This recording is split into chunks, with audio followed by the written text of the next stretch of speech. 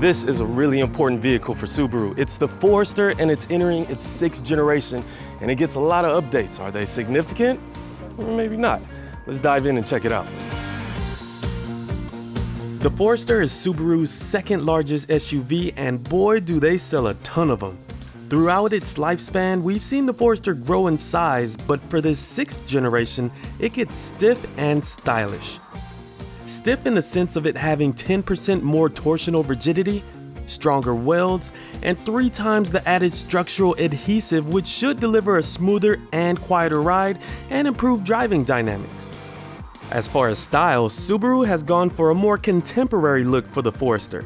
There's a new front end with a wider and deeper grille that merges into the LED headlights, larger fenders, the symmetrical all-wheel drive badge has been moved onto the D-pillar, Forester is now stamped on the rear liftgate, and if you look really closely, there's an air vent right here taken straight from the WRX, it looks like. And check these wheels out. Subaru doesn't have an official name for them, but they call them bronze, and they look nice. The Forester will come in 5 trim levels: base, premium, sport, limited, and touring. There's no mention of a wilderness trim on the horizon, but there was a hint that a hybrid trim will be making an appearance in the future.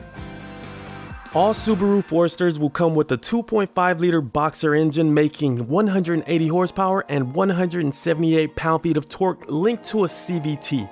It would be nice to have a turbocharged variant to squeeze some more fun out of the Forester, but at least there's standard symmetrical all-wheel drive, 8.7 inches of ground clearance, and standard roof rails to get you off the beaten path to your adventure destination.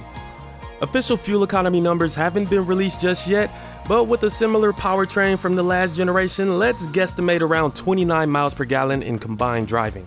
Moving on inside, one of the Forester's strong points is its practicality. And for the first time on a Forester, there's a kick sensor that opens up the rear hatch. Hold on. It's like this. Pre-production.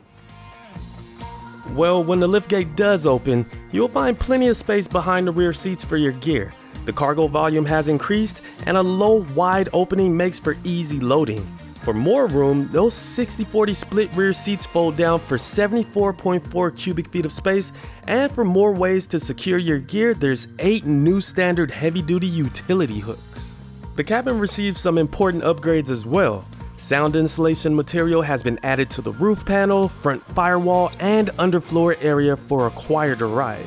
There's finally a larger 11.6-inch touchscreen available if the standard dual 7-inch screens aren't enough for you, and the larger screen includes wireless Apple CarPlay, wireless Android Auto, and available wireless charging. The best thing about Subaru is that a lot of stuff is easy to use. They finally have a large touchscreen right here, 11 inches, and it does have the HVAC controls embedded inside, but it's easy to use. And you have physical buttons for your temperature controls and a physical volume knob, which is great.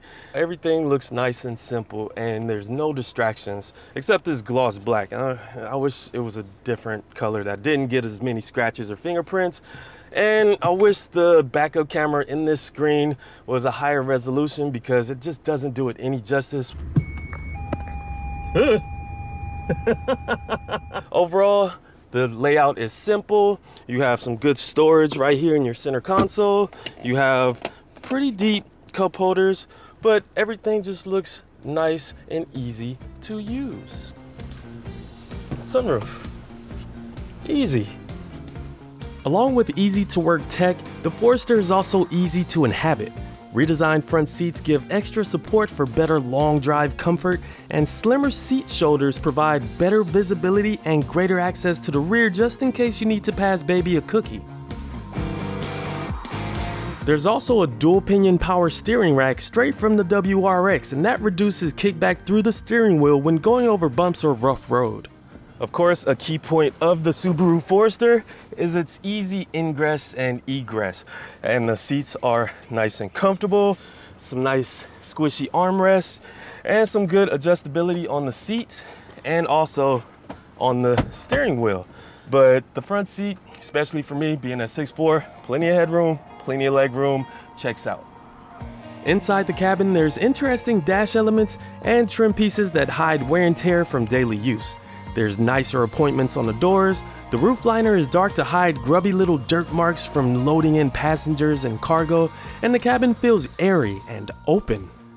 As far as the second row, I wish the door opened up just a little bit wider, but I gotta say, there's plenty of room. I got some good headroom, some great leg space.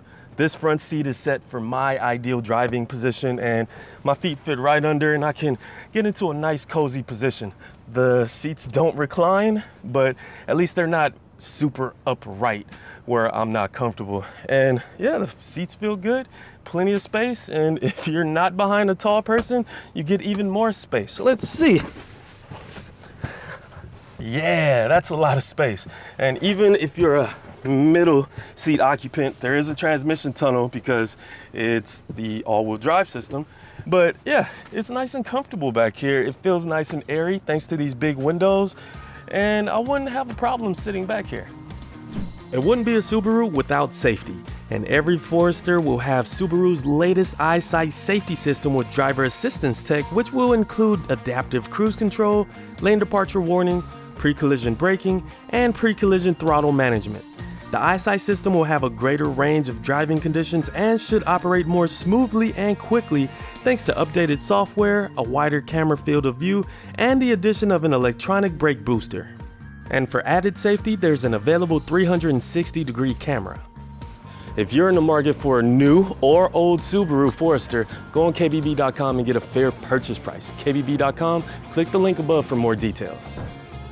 Pricing for the new Subaru Forester hasn't been announced yet, and there's no trim feature breakdown, but it'll start arriving to dealers in the spring of 2024.